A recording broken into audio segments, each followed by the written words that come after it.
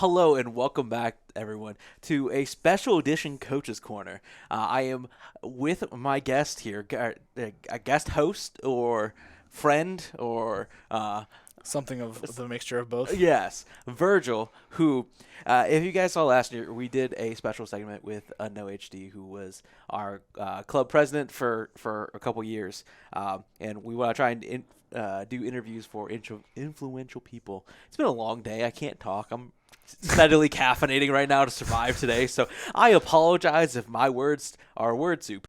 Essentially, this is me talking about my experience, stories, and fairs. I've been here for 3 years. So first year unpaid, then another year, essentially 6 months or about a full year on campus. So I've had the full experience. So Well, I mean that flows pretty well into the first thing I had. I have prepared some questions. I asked some of Mans' players. He has you. So let's start off with that. You've been here for 3 years. What teams have you been on? like playing wise, just League of Legends team. I've my main focus has been League. I have helped the whole club doing various things. Too many to list, that we would be here forever. But I've worked with every team in some way, shape, or form throughout my time here. At first, it was just the League team, and then as I realized exactly what Coach Jono Ricochet had been doing, I stepped up to try because I knew that it was too much for one person, and I always wanted the best for like the program and the students in general. So I had a particular set of skills, as they say, and I wanted to help. So it's what I did. So the league team was kind of like your baby for the last couple of years, as a lot of the players on the team I know look up to you Yeah. and think very highly of you. What was the league team like when or not even the league team, just the club as a whole like when you first got here? Boy. So like when I first got here was just after I started a couple months after Jono actually got his full time position here, which most people don't know. So Jono was here, and I was like his first like official hire. I say hires in air quotes because I wasn't hired my first year that I was here. But essentially, Jono getting hired kind of it was a pretty big division in the esports club. To the point where like all the teams fractured out of the club because he wanted to make the Discord a more public facing, public and interactive. It's for everybody, not just the teams. So we wanted to make it professional, like as far as like a professional environment rather than like this is a for fun club for students and everyone knows how just student clubs go with no supervision. It's a little spicy a little sometimes. So a lot of the different Discords fractured into smaller Discords. So like the League team had their own Discord, the Rocket League team had their own Discord, the R6 team had their own Discord, the Overwatch team had their own Discord. You get where I'm going with this. So that's what it was when I first got here. I actually I had so much experience coaching in Europe, and I came here for the first time, and Jono had to ask for permission from the League team for me to coach them, which seems yeah. Huh. You think about that now, but like it was very much the players had control, which was great. There was their club, they ran it the way they wanted to, which is fantastic. They're still an Ebor, they still do a lot of very influential things, but it very much like the competitive side is me and Jono. Right. So it was kind of like the Wild West of like there was no order, there was no structure. My first year was interesting. I'm gonna keep rambling if you don't stop me here. Keep going. My Everybody first wants year, to hear. because I just finished coaching like Masters Challenger like GM players in Europe, and then I come here and it's all silver and gold players, and me having to like them having them having to approve me being here, meaning that I had to be nice to them and like get their approval.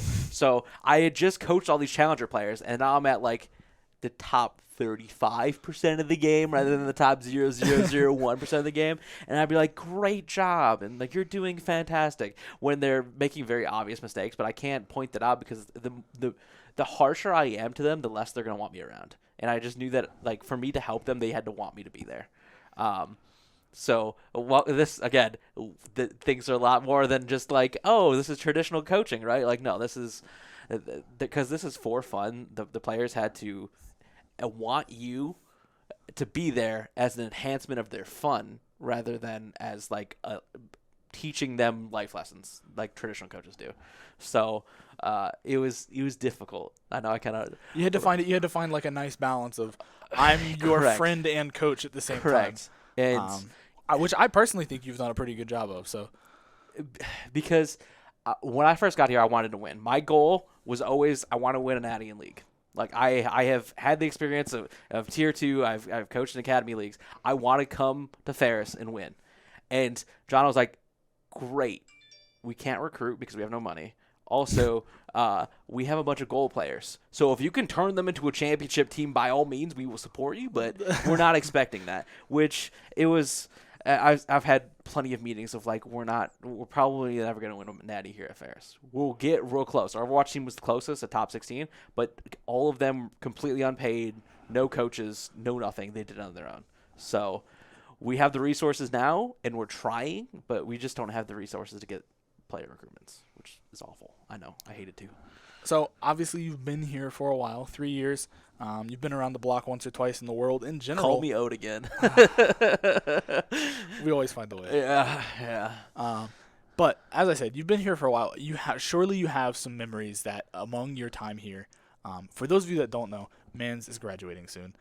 So in theory, you'll be graduated and not a student with us next semester, which means in the last 3 years, surely you have some memories that are either, maybe your favorite to look back at it and laugh, or some heartfelt ones you have.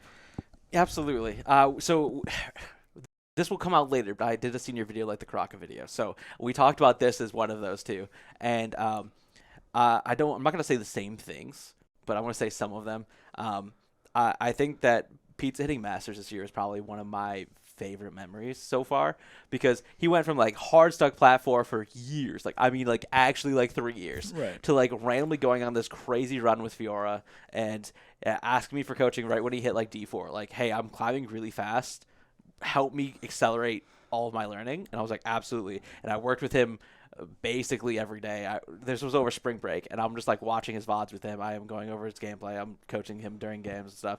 And then I just remember him, like, I don't want to say borderline tears. He didn't have camera on, but he was so excited that he finally hit Masters. I was excited. I was standing up in my desk in my room clapping, and my room is very small, so I hit my head on the ceiling. And that's pretty hard. It's impressive, I know. That's pretty. Yes. Harry Potter closet, I'm assuming. It is. Because for those of you that don't know, Mans is, and this joke was made in the last Coach's Corner where people were interviewed as well.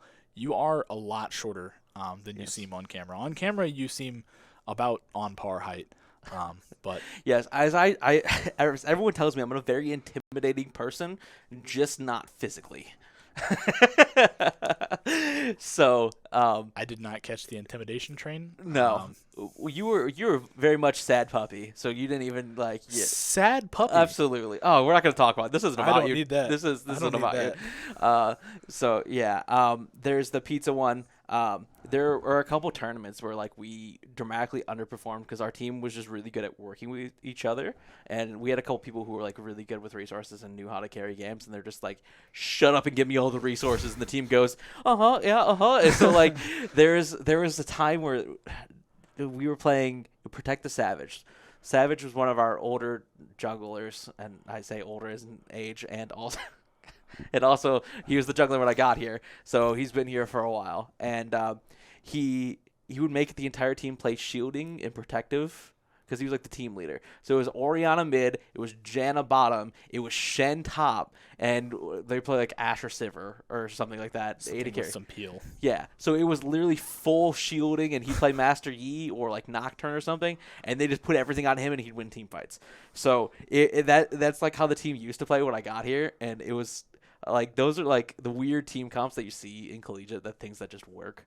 Bandwidth bowls I always have great memories of like interacting with the different schools.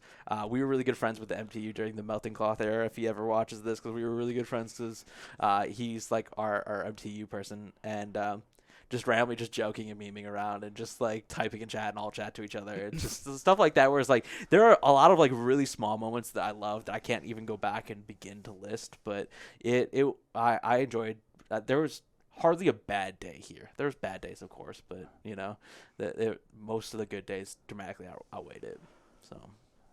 So the one thing I did is I wanted to get the opinion of some of your players you've had. God. I talked to a couple of the league players that are on. It's mostly players on the current team, ones that I knew that I could send a message to, that it wouldn't be weird for me to just be like, "What's something you want to ask Coach Mans?"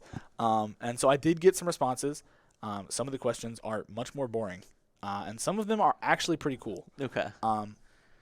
I'll skip over the kind of ones that aren't all that relevant, but very simple. Who's your favorite champion? The number of times I've been asked that is insane. Don't go on. I can imagine that's kind of a difficult question with all the experience you have in league. There's probably a hard way to say for sure that one is your favorite. So maybe instead, what's your favorite one to play? You load up the game and you're excited to play some. None. Spoken like a true league player.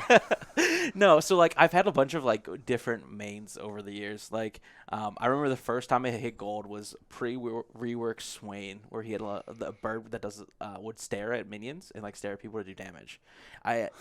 It's kind of hard to explain, but you throw it at one spot, it just like line target one thing and do damage to it. Right. Okay. So that was my favorite because you could build Will of the Ancients and Spirit Visage, which are two like healing items on Swain, and his ultimate was like essentially the same thing, AoE healing. And I just remember like running into team fights, pressing R, going, "You can't kill me, yeah!" So like that was really fun. Obviously, I'm a huge fan of Alawi right now. Whenever we load up into 1v1s, that's usually my go-to top laner. Because the way I do 1v1s with my players is you can choose what role I pick the champion from, and I will 1v1 you in anything. So. So Alawi for top lane, Karthus for jungle. Karthus is my I've carried a good number of people out of various low elos playing Karthus for fun. Just not you. I'm a lost cause. No. And then like AD carry, obviously Draven. Draven's my most played, I think, right now. And then Victor mid lane. Mid lane's boring. I haven't really liked it because there's too many like really annoying champs. I can agree with you go that. into Yasuo, you go into Yone, you go into Talon, you go into Fizz, and you're just like, I don't want to play this game, man. I don't want to play I just anymore. don't. Why do you want me to not have fun? Xerath is just going to stand on the other side underneath his turret and kill you. Or get Zoe bubbled and queued for like your entire HP bar at level 4, Right, and you're right. just like, that was cool. That was enjoyable gameplay. Support, I don't really. I mean, I'm the most hours on Alistar. The cow is fun. Yes. So my favorite thing to do is run behind towers because in like lower elo, they're like towers are safe, and you just run behind it on Alistar and you just W at them out of tower and you go, you are out of tower now. Look, he's not under turret anymore. So like the playmaking supports and stuff I've always had a ton of fun with. But yeah, those are probably in role order like where my favorites are. I know, like I said, I played this game forever. Season 5 is when I first started playing around MSI, and I have. It's season 13, 14, 13, something like that now. And 13, I believe. I don't keep track anymore. And once it gets over it's hard. 5, The you're just numbers like, get difficult. At this age. yeah. Oh, God, stop it. Yeah, so I still enjoy playing the game with friends, but I don't actually, like, play super competitively anymore.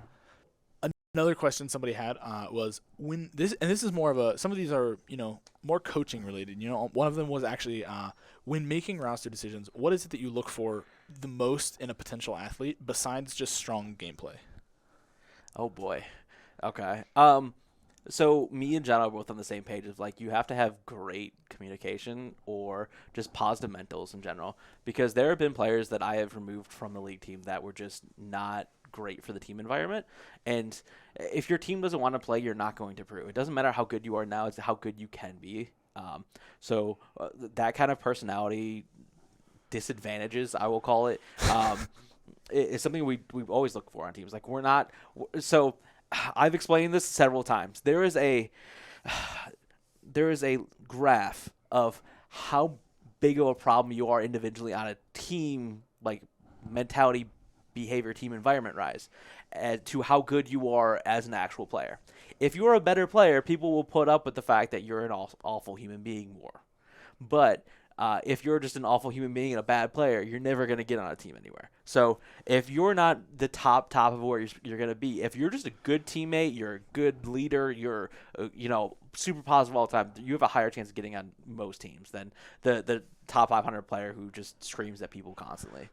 As using an Overwatch reference, for League you could be masters, and if you're not a good team member, you're not positive to the environment, I will remove you for a plat player. It definitely didn't happen this year.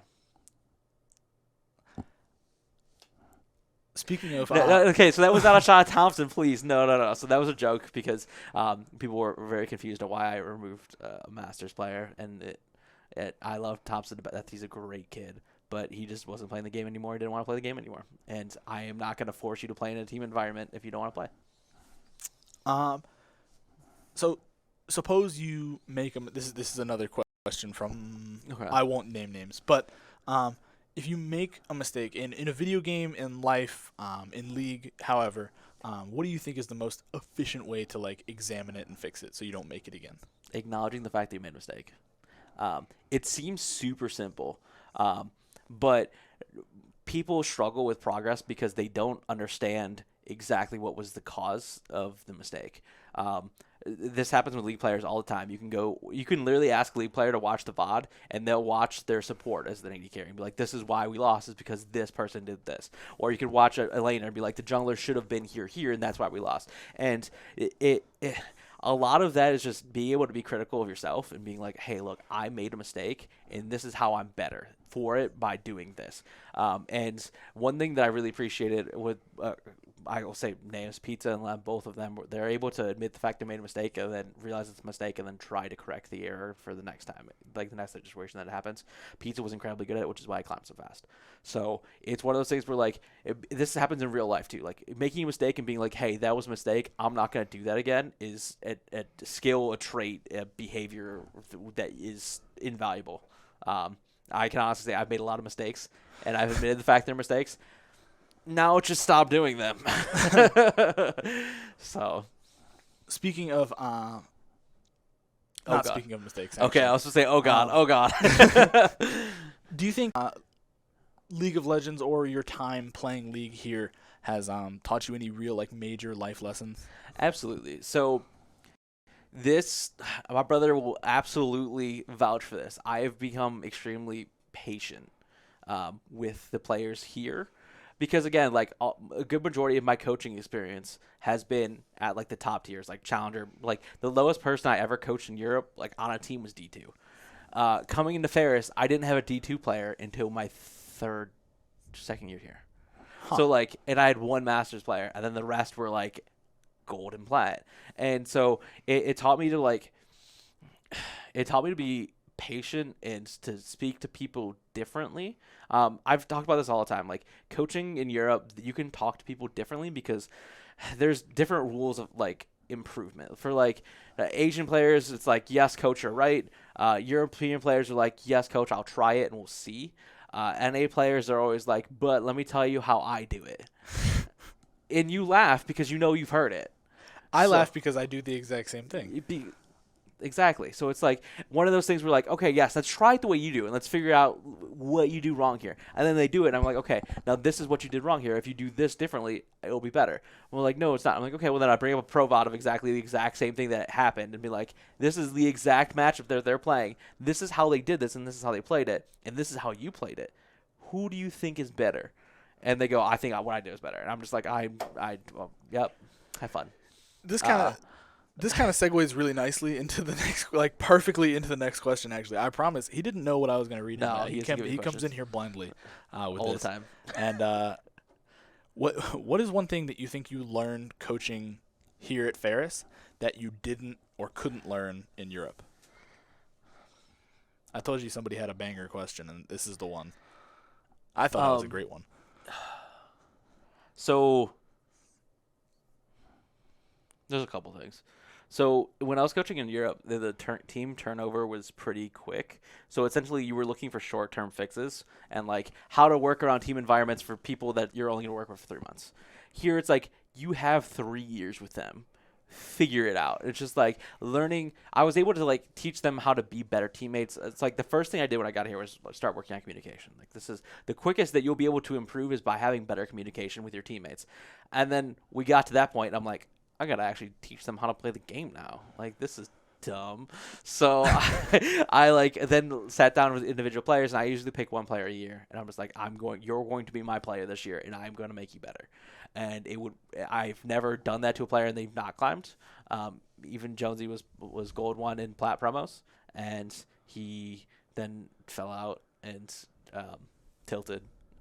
Anyways, he got back to plat this year, so I'm pretty proud of him. I mean, Lem was like high gold, low plat, and hit diamond promos. Pizza went from plat 4 to diamond or to masters. So I try to pick one person every year and be like, you are my person I improve, and then I just really hope that they maintain because if they did, I would have like a full diamond roster, but. Very rarely did they maintain. They slipped back into old habits, and I wish I could have spent more time with most of the players, but I'm going to school full time. I'm working full time. I'm coaching them. You know, I know Pizza like DM'd me at 2:00 today. He's like, "Are you free for coaching?" I'm like, "I'm working. I'm sorry, buddy," but yeah. So yeah, that's probably the one thing that, and I don't know, like. I don't have to teach these players how to deal with pressure as much because, like, in Europe, like, you're playing, like, these games are, like, this is the difference between, like, $5,000 and $2,000, right? There's a certain pressure that is associated with that. And here it's, like, it's for fun. No one's going to yell at you if you make a mistake. Like, you will personally be upset with yourself, which is also another thing of teaching them how to handle that. But the differences, I mean, other than the mentality and behavior on coaching, that's about it. Well, so you've been coaching here for a while. 3 years isn't that long. Come on now. I graduated high school 3 years Stop. So you've been here for 3 years now, and obviously, as we said, you're graduating soon. Everybody was even with the senior videos and just in talking to people, they're very sad to know that you're gonna. I'm trying not to make you cry here. I'm sorry, but we are very sad to see you go. What is the one thing that if you don't come back next year, what is the one thing or multiple things that you think you'll miss the most about this program? Oh God. Okay. So the things you won't miss. That's a good one too. God, I think I need one of both, I guess. So I think I've been I say full time esports is like this is like my main focus other than school for 3 years now, and I love that. That is my favorite thing. Is like get up in the morning and go. Oh, yes, I got to coach someone playing League today. Or, like, it seems like a weird thing, but, like, I'm working with people. I see the growth. I see the development. I see their happiness in their own in the increase in their own self-value based on their rank. And I'm just super happy to be a part of that. I don't mind wearing this jersey 3-4 times a week. Like, I enjoy every bit of my job. Like I said, there are bad days. Like, there are days that, like, I just – the games go poorly, the practice goes poorly. I jump in a meeting and people are yelling at me for 2 hours. Like there are different days that are like, you know what, today was a bad day. But like those days are like maybe once a month. And like how many people at a normal job are like, I didn't enjoy work today? A lot. And it's like every day. Like I go to the office every day, 10 a.m. Like I'm really excited what we're gonna do today. So that's the one thing I'm probably gonna miss the most. Is being able to be full-time esports. Granted, I'm not paid for full-time esports, but thanks, Ferris. I'm paid for part-time. But, yeah, that's one thing. I wake up in the morning and I love my job. And like I said, that's something that I wish everyone can feel at some point in their life. Like, I love what I do. I love the people that I work with. Me and John have a great relationship. Me and the students have a great relationship. We have a blast every day. One thing I will not miss – professionally, of course. Professionally. Students can be difficult sometimes. And I understand they're much more like self-sabotaging than anything. To where like I'm not going to name names, but I've worked with players who like if they're not succeeding, they just don't try. And I hate that. That is one thing that I hate more than anything. Is like, oh, I'm not winning. I'm just not going to try. And that makes me want to like flip a desk because there are a bunch of other people that you're directly influencing the happiness based on the fact that you don't want to try. I remember one game in particular. I was playing on the league team And I got into an argument in the middle of the game, which I know I shouldn't have, and I kind of blew it off. Like it started. Stefan is your friend. Well, this was with the team. Stefan is your friend. And anyways, so like I remember just being super angry, and I queued up for solo queue, and I just like started just pulp stomping solo queue because I was so angry.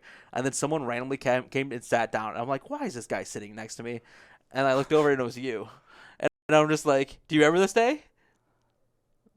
Yes. Yeah. So like, there's an entire room here. Why did this jerk sit directly next to me? I'm very like, people are afraid of me. Why aren't you afraid of me? And I look over, it's Virgil. I'm just like,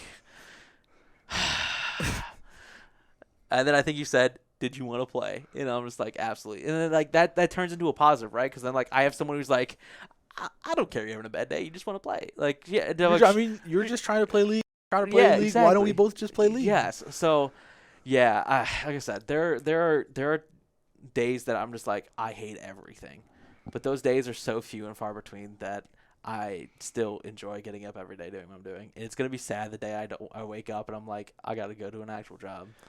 And like I've done it before, and then I quit it for esports, and then going back to I've got to get up for an actual job just seems so depressing. So esports is a blast. Absolutely. And so this, my father doesn't watch these, but if my father was to watch these, one thing that he always taught me is if you enjoy what you're doing, you're never going to work a day in your life. And when I quit to do esports, he was like, you're being dumb. And I looked at him and I said, it doesn't matter what I'm doing. As long as I'm having a great time, I'll never work a day in my life. And he just looked at me. He's like, I hate that you listen to me. So, yes, Dad, if you do watch this, I took your advice super literally, and you're upset about it now. I mean, he's impacted a whole lot of. Yes. He's made. I mean, I know a lot of the League players, as much as you said some of them fear you even. Not enough. Not enough to listen to you, but enough to respect you, I guess. It has positively influenced them. Myself personally, it's been a great first semester here. So yes. Unfortunately, that's all the questions I had. Okay. It's a lot. I know it looked like a long list on paper, but some of them were just typed out in long wording. Okay. Unfortunately. Did you have anything else you want to say? Absolutely. I mean, like the good old fashioned. How'd you even get here? Yeah. How did you? How? What? That is a rephrased question I used, but how exactly? How did you end up here at Ferris? Because it's. I mean, back in the days of Black and White League of Legends. No, but the Rift did look differently when I started. Fair enough. Yeah, so like I've told the story a bunch of times. I coached in Europe for 7 years. No, I coached in total 7 years. I coached in Europe for 4. One of those, and I've been here for 3, so 4 years. And it was like I knew a streamer friend. This is the origin story, right? So my computer was too bad to actually like stream and play League, so I'd cast games. And when I was casting people's games, randomly they'd come into chat and be like, "Hey, like, what can I improve on?" And I'd give them advice via that way. And then I met someone from the UK who was like, "Yes, I know this guy who's a team owner. He's looking to pick up a League team. You know League? Can you find him a team?" So I messaged the one team in the league that didn't have an org at the time, which was called Raise Your Governors. It's important, okay? This is important to the story. And so I messaged him. They're like, "Hey, we're taking offers. We'll get back with you." I never heard from him. But part of that, I had messaged a bunch of other UK teams and was like, "Hey, look," or I followed him on Twitter, and one of them posted like, "Hey, look, we're looking for assistant coach." And I was like, I've never coached in a professional form or any way, shape, or form. It'd be great to work for free. And that's what I did. They're like, "Hey, look, we can't pay you, but we can give you experience." So it was a 4-week tournament. The first week, I worked under a coach who was there for a while. They ended up removing that coach because he wasn't doing a great job. Players didn't like him. And they hired another coach. And the exact same thing happened. But meanwhile, I was building a relationship with the players. They're like, "Hey, look, we want you to do draft prep. We want you to work with the players, point out mistakes, and coach them, essentially." I was like, "Okay, perfect." So I did that. Third week, that coach left. We got another coach. Same thing happened. Fourth week, they're like, "You've been here for all 4 weeks. Do you just want to coach?" And I was like, "Sure, why not?" And we ended up winning that tournament. And so, like, we won the tournament, and it was a great time. I made lifelong friends there. I'm still Sam and George. If you watch this, this is Newcastle. And so I knew that I would need to get better at coaching individual players. So I reached out to all the UK players. I'm like, I'm giving free coaching to anybody. I did a 24-hour marathon where I gave 1-hour coaching blocks, and I stayed up the entire time doing 1-hour coaching blocks with 24 different players. That's a lot of coaching. That's a lot of coaching. I was also a lot of league. dead by the time I ended it, but it helped me improve. I did it completely for free. Players, it was a great networking thing because they got to meet me and I got to meet them. And then I ended up working with another team for like a 2-week thing, and they were at another tournament. It was Forge of Champions playoffs. The team was called Hyperion. They don't exist anymore. But they never had a coach before, so I worked with them as a coach. And after 2 weeks, they thanked me. They're like, we made monumental improvements in this last 2 weeks. You're awesome. Thank you so much. We are 1 game away from beating XL Esports and knocking them out of the playoffs, which will sound like a familiar name because they're in the LEC now.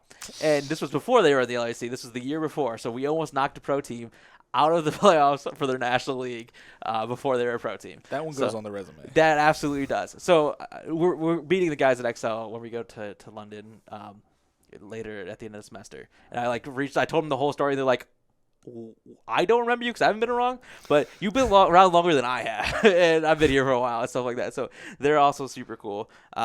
And then I was coaching for a team called Enclave, which also doesn't exist anymore because the ecosystem for national leagues is very fun and interesting. But at the time, they were the second most successful British organization behind Fnatic, and just a team that some of you guys might have heard. Fnatic's a pretty big name. So they've won, they had won most of the leagues, them and XL were training back and forth. And so I thought this was my moment, right? This is my big moment. This is I made it big. This is awesome. That's when I went to Europe. And my dad had a medical issue. I don't want to get too much into it, but so I was here for that, and I was just about to go back. And the week before I went back, they're like, "There's a tweet that said I had been fired," and this was the first I heard of it. So welcome to esports, everybody. But at that time, I was just looking for after all of that, I was looking for literally anything to coach. I was just looking to get back to do anything. And Noah, the club president here at Ferris, I played on a GTA Online server with him. And he randomly, yes, the talk about stars aligning, right? So randomly, he's like, "Hey, look, the esports team at Ferris needs a league coach. Did you want to do it? We can't pay you." And I was like, "I'm not doing anything else right now. I'm literally sitting at home. Why not? Sure." So that's how I got to Ferris, and it was literally connecting. I was gonna say that's a perfect confluence of this line and this line connected, and as Jono says, I don't know how I got you, but I'm super happy I did. So because I had applied to different universities to try and do esports there, and because I didn't have a degree, I couldn't work anywhere as an employee, but I could work there as a student, which at the time I wasn't super interested in because I wanted to go back and keep coaching professionally in Europe. So I was taking the semester off to wait for the new season to start so that turnover is crazy there. Every year is a different team with different players and different staff. So I was waiting for turnover, and Ferris just got me and was like, "Hey, look, we can pay you if you're just a student." I was like, "How much?" And they told me, and I was like, "Okay." And granted, it's not life-altering money. I'm not making I'm making what every other student on campus but makes. It's enough to swing you. Correct. And also going back to school and finishing my degree, because that was the one thing that every university had asked for, was "What's your degree in?" I got to 5 or 6 different schools. I'm not going to name them, where I was final interviews. "Okay, yeah, can we see your degree?" I'm "I don't have one." They're like, "Thank you for applying. Thank you for your time." Yeah, and I'm just God, because my entire life they're get work experience. It's what's important. Get work experience. It's what's important. Get work experience. And I have some of the best work experience you could ever ask for. And then I go to a university and they're like, "But your paper." Well, that makes sense because in UK culture, education isn't quite everything past. It's a harder to degree. get into schools. Yes. Yeah, it's a lot more. Oh, you worked as. Well, no, I mean, even my dad used to always say, "Get work experience, volunteer for work experience, volunteer for work experience," and I did that, and then I can't get a job. So that's my origin story for Ferris. And, but now you have that. Yes. This semester, you're finishing up your. Yeah. So hilariously, John was like, "I want to give you recommendations to other universities, but I don't want them to take you." I will not write you a recommendation letter. No. I want you to be here. He's never said that. He's super like, I want you to go somewhere and be successful, but I also don't want to lose you. But I understand that if you go somewhere and get paid, that's the best for both of us. And so, so if you are out there working in an esports program and you have room for additional staff, I'm not just a league coach, believe it or not. He's pretty good at organizing the rest of stuff too. Yes, and I've been doing the production here for 4 nights a week. And I'm not on the league team, and I spend most waking minutes of my production stuff doing stuff with him. So yes, he knows his way around that stuff. Not nearly as much as I want to, but he's learning his way around that yes, stuff. absolutely. Yes, that's how I got to league. We already did favorite memory, a random favorite champion. I every single interview I've ever done has asked my favorite champion. By the way, that's I the feel most like that generic. has to go. I know it's generic, but I feel like that makes sense. You play League at this high level. You want something that everyone in every level of League can relate to. It's either a skin or it's a Yes. champion. Yeah. No. I don't understand Alawi. That's a weird choice. She's just really fun. Is she? Absolutely. So,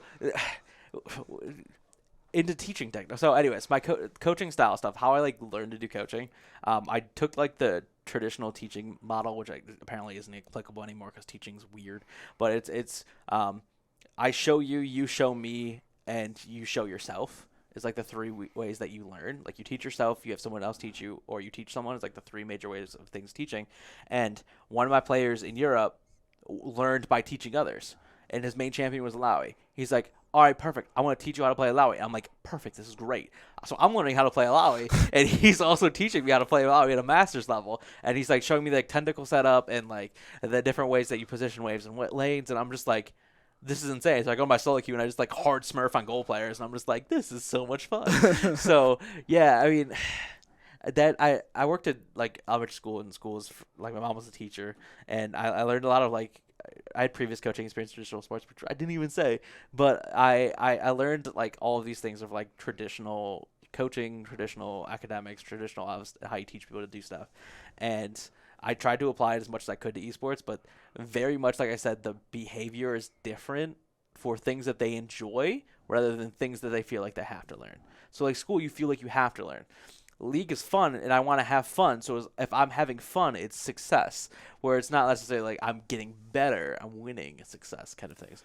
So, Well, so one other funny question. It's a little bit funny, a little bit serious. Oftentimes, I like to poke fun at you by saying play smart, play together, because I know how much you envy the creation of that motto.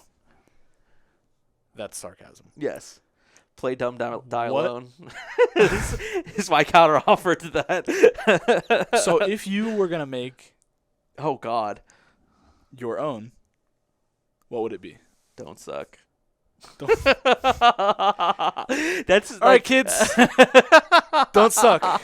I'm out of here. I'm going to go do No. production. No, I don't have a slogan. That's the one thing that I don't. You would have had to have asked me this earlier, because I would look stuff up then, because I don't have. That was the intention. Yeah, I You don't know how when you had us do your senior videos, you were just like, wham, blind Well, questions. I gave you the questions that I didn't give you. The No, you question? didn't. Oh, okay. Yeah, I don't have one. I honestly can't think of one right now. Which as much as I make fun of Sounds Jado like- for play smart, play Sounds together. like play smart, play together is going to be sticking around. So I said that precursor. I said that in my senior video, and Jono in the background was clapping, going. I'm not gonna clap because the mics are really loud, but I was losing his mind that I said it. He's like, finally, it took you to your senior year to say it. I'm just like, shut up. No. So I don't know. I'm super happy that I was here, that I made the choice to come here. A lot of things lined up in perfect order for me to be here. So it's one of those things where I was supposed to be here, kind of, if you believe in destiny or predefined, whatever. But there's so many things that it's hard to say that it was a coincidence getting me here. Would you say it was your twisted fate? Destiny is his ultimate, by the way. You are way too proud of that. That was such a smooth one to slide in there, I won't lie. Yeah. No, yeah. Okay. There's one more question you got to ask. And you can say one thing to the club before you leave. That's a good point. I actually totally left that one off my list Okay. because I told myself I was going to remember it. I got you. And guess what? I didn't remember That one question. So I prepared. This is the one I prepared for, and it didn't happen. So if you could say one thing to the club, what would it be? can I get two? One's a meme. Yeah, because I have a question from Pizza that I forgot to ask you. Okay, so I'm gonna say the meme one, and then ask me a quick piece of question because I want to end on the other one. Sure. Okay, the meme one is don't listen to Jono. That's a meme. That's a meme. That's a meme. Okay, ask Pizza's question. Why are you so short? So my mom was 5'1". Wow. Yeah. That's pretty small. Yeah. So my most of Just my for family. reference, hold on, how low is your chair? My chair's all the way up. Your chair's all the way up. Hold on, Yeah. let me. Wait, is mine all the way up too? Really? No, it's not. Yours is all the way down. There's no way it's all the way down because then. There we go. Mine is now at the same height as man's is. That doesn't make any sense. What? Wait, yours is all the way up. Okay, now it's all the way. Huh. I think I'm a lot taller than that. You are a lot taller than that. We can't stand up on camera, but man's is very small. So much so that my brothers have poked jokes about it on stream because they were able to tell how much shorter he is than me. So I am 5'6.5", and that half matters. He's 5'6". Shut up. No. So yeah. And now you have something very real you'd like to leave with the club. Yes. So I worked in a children's school for a while, and I can't tell you how many times I watched Kung Fu Panda. Please don't yell at me. So I will leave you a quote from Kung Fu Panda. Don't be sad because the times are over. Be happy that the times happened. That's like the deepest thing you've said since I met you. I've said way more profound things to you, but you just don't remember. So My mom says I have selective listening. everyone does. But with that, Ferris, thank you so much for the time that I've had here. It's been amazing. I will remember this for forever, and I hope most of you will remember me. I know Virgil will. Unfortunately. But I hope that you guys all remember the fun we had together. And with that, that's it. Have a great night, guys.